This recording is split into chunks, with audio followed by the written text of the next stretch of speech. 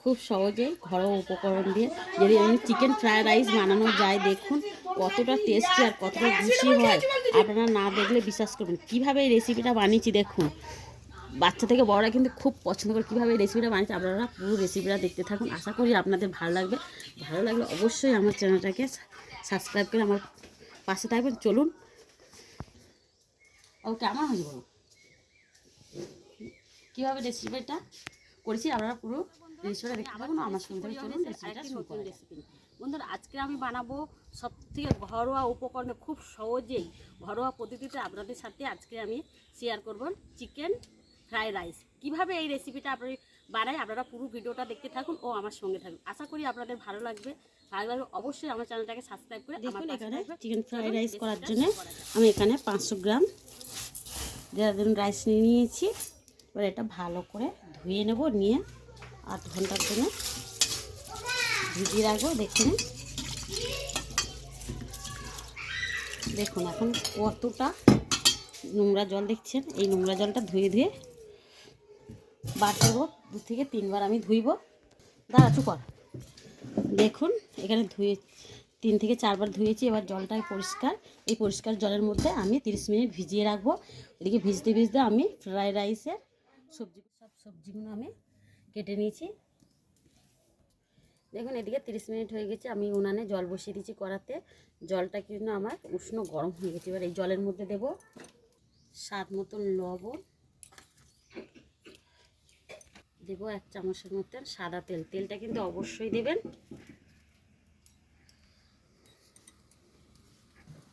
দেখুন জলটা আমার ফুটে উঠেছে। এবারে আমি ভিজিয়ে রাখা চালগুলো দিয়ে দেব। দেখুন এরকমভাবে কিন্তু আপনারা ফ্রাইড রাইসের ভাতটা করে নেবেন। দেখবেন একটুও ভাঙবে না, আর ভাতটাও কিন্তু খুব সুন্দর হবে। আর আমি কিন্তু আজকে আমাদের পুরো ঘরোয়া পদ্ধতিতেই সব দেখাচ্ছি। হাতে থাকা সামান্য কিছু উপকরণ দিই আপনারা খুব সহজে এই চিকেন ফ্রাইড রাইসটা করে নিতে পারেন। বন্ধুরা দেখুন দেখুন চালটা দিয়ে দিয়েছি। এবার কিছুক্ষণ আমি ভাতটা হতে দেবো। 90% ভাতটা আমার হবে। দেখে নিন। এবার আমি এদিকে চিকেনটাকে ম্যারিনেট করে নেব। দেখুন বন্ধুরা, এখানে চিকেন ফ্রাইড রাইস করানোর জন্য এখানে আমি নিয়েছি 350 গ্রামের মতন চিকেন। বোনলেসটা নিয়েছি। হাফ চামচের মতন হলুদ গুঁড়ো, স্বাদ অনুযায়ী লবণ, 1 চামচের মতন কাশ্মীরি লঙ্কা গুঁড়ো,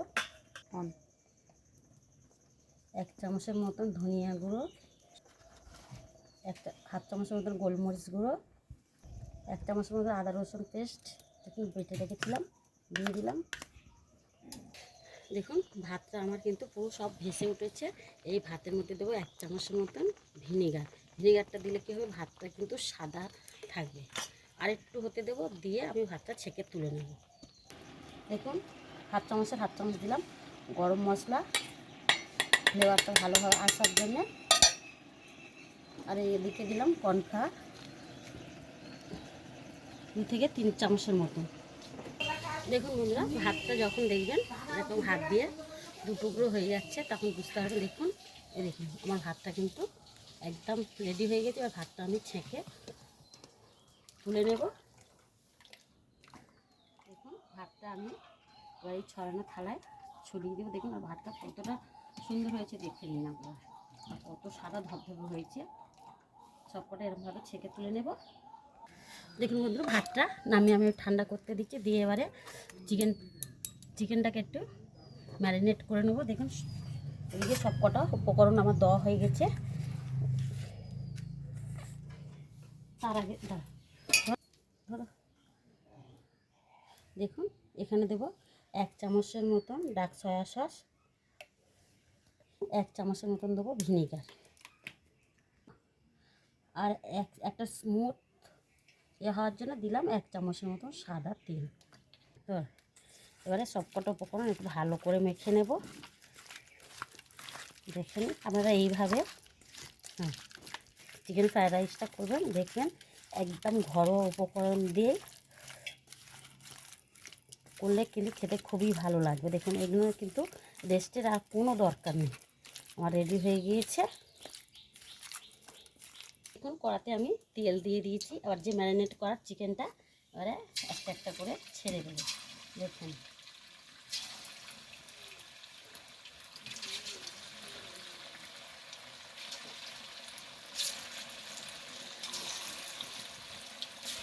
দেখুন এক পিঠ এবারে উল্টে পাল্টে নেব।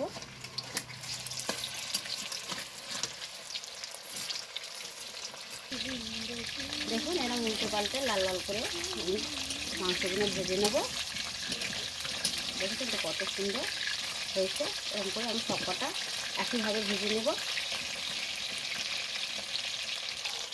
দেখুন চিকেনগুলো ভাজা হয়ে গেছে, এবার আমি তুলে নেব।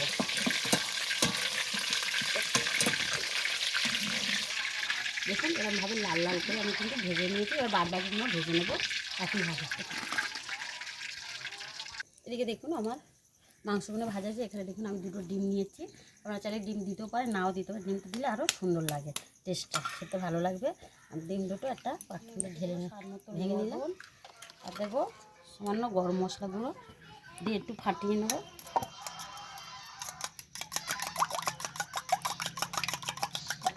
দেখুন ডিমটা ফাটানো হয়ে গেছে। এবারে যে চিকেন ভাজার তেলটা কিন্তু আমি ঢেলে নিয়েছি। এবার ওর মধ্যে খানিকটা তেল দেখে ওই তেলের মধ্যে আমি দিয়ে দিলাম ডিমটা। ডিমটা কিন্তু এখন নাড়াচাড়া করব না, এক পিঠ হয়ে গেলে তারপরে উল্টে পাল্টে নেব। দেখুন এবার ডিমটা আমি উল্টে পাল্টে দিয়ে একটু ভেঙে ঘি করে নেব। দেখুন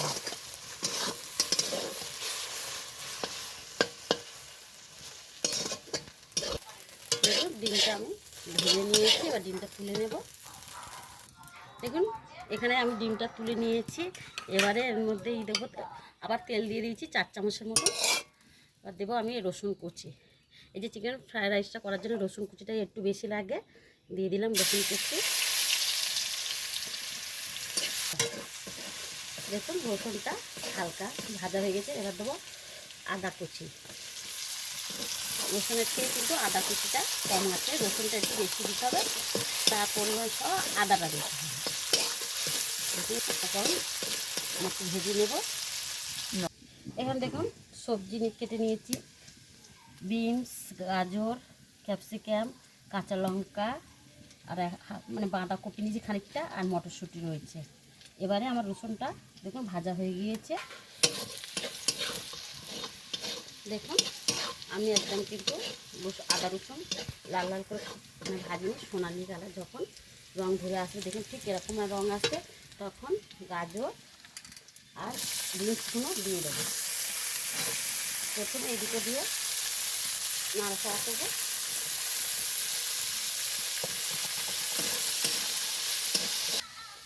দেখুন গাজর আর ইয়েগুলো বিনস কড়াইগুলো আমি ভাজা করে নিয়েছি, আধা ভাজা করে নিয়েছি, দেখে নিন। আর আপনারা বুঝতে পারছেন আমি কাটাটা কেমন করেছি, দেখেই বুঝতে পারছেন আমার কাটাগুলো। এবার এর মধ্যে দিয়ে দেবো ক্যাপসিকাম কুচি, কাঁচা লঙ্কা কুচি আর বাঁধাকপি কুচি।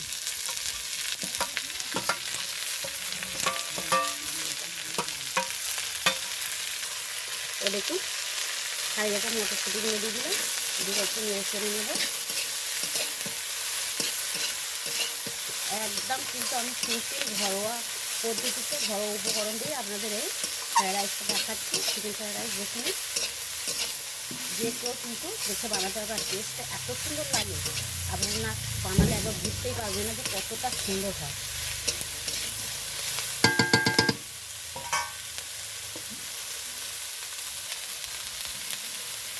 বন্ধুরা দেখুন এই সবজিতে দেবো স্বাদ মতন লবণ আমি দিয়ে দিলাম। এই সবজিটা একটু ভাজা ভাজা করে নেব।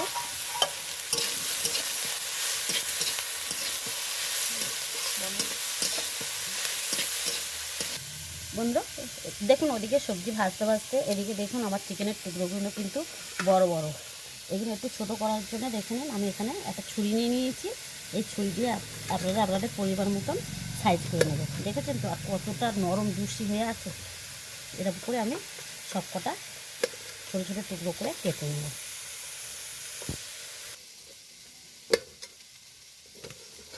দেখুন সব চিকেনগুলো আমার টুকরো টুকরো করা হয়ে গেছে।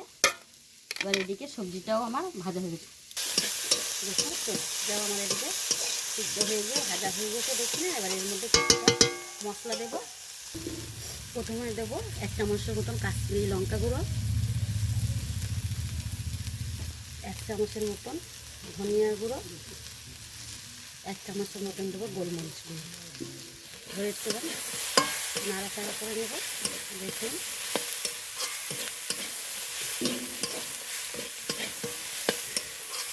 এবার রেডি হয়ে গিয়েছে। এবার দেবো ভাতটা করে রাখা ভাতগুলো দিয়ে দেবো এই সবজির মধ্যে। দেখে নিন ভাতগুলো দেখুন কতটা সুন্দর ঝরঝরে হয়েছে আর সাদা। দেখুন এবার হাতে হাত নিয়ে নাড়াচাড়া করে নেব বন্ধুরা। এবার এর মধ্যে দেবো, ভাতের মধ্যে দেবো আমি 1 চামচের মতন সয়া সস, 1 চামচের মতন ভিনেগার, 1 চামচের মতন চিনিটা কিন্তু অবশ্যই দিতে হবে। দেখুন সব কটা উপকরণ দেওয়া গেছে। এবার ভেজে রাখা ডিম দিয়ে দিলাম। এবার দেখুন এই ভেজে রাখা চিকেন দিয়ে এবার সব আমি আলতো হাতে কিন্তু এগুলো নাড়াচাড়া করতে হবে। দেখুন না ভাত ভেঙে যাওয়ার পর কিন্তু আমি এটা এই কড়া ধরে একটু নাড়াচাড়া করে নিচ্ছি। দেখুন একদম আমার রেডি হয়ে গেছে চিকেন ফ্রাইড রাইস।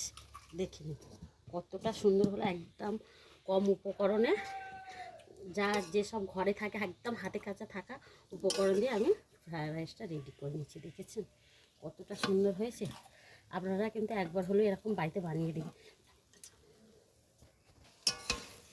দেখুন বন্ধুরা কতটা সুন্দর হয়েছে। আপনারা না বাড়িতে আর বানালে বুঝতেও পারবেন না। দেখুন কতটা এরকম ফ্রাইড রাইস তো অনেক অনেক রকমের ধরনের খায়। একবার আপনারা বাড়িতে এই ঘরোয়া উপকরণ দিয়ে আপনারা প্লিজ একবার বানিয়ে দেখবেন। দেখে নিন এবার আমি তুলে নেব। দেখুন একটু কিন্তু ভাত ভাঙে না। দেখেন কতটা সুন্দর হয়েছে। আপনারা দেখুন দেখুন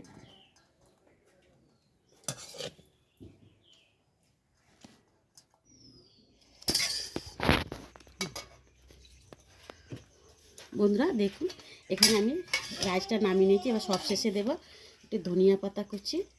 ধনিয়া পাতাটা দিলে দেখতেও ভালো হবে, ফ্লেভারটাও ভালো হবে। আপনারা চাইলে পেঁয়াজ পাতা কুচিও দিতে পারেন। এখানে আমার পেঁয়াজ পাতা নেই। এবার একটু নাড়িয়ে চালিয়ে আমি তুলে নেব। দেখুন কতটা ঝরঝর হয়েছে। আপনারা দেখুন দেখেছো তো কতটা সুন্দর। খুব সহজে ঘরোয়া উপকরণ দিয়ে দেখুন আমি খুব সহজে চিকেন ফ্রাইড রাইস বানিয়ে নিয়েছি। তো দেখুন এখানে বাবু দেখুন বন্ধুরা এদিকে বাবুকে খেতে দিয়ে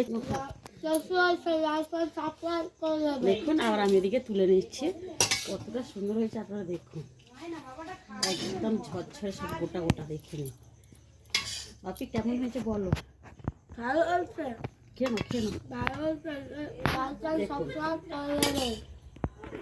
আমার রেসিপিটা ভালো লাগলে অবশ্যই আপনারা একবার বাড়িতে এরকম খুব সহজেই ঘরোয়া উপকরণ দিয়ে আপনারা বানাতে পারবেন। ভালো লাগলে অবশ্যই আমার চ্যানেলটাকে সাবস্ক্রাইব করে আমার পাশে থাকবেন।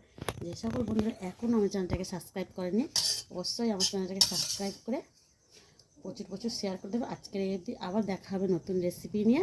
ভালো থাকবেন, সুস্থ থাকবেন। নমস্কার। দেখে নিন।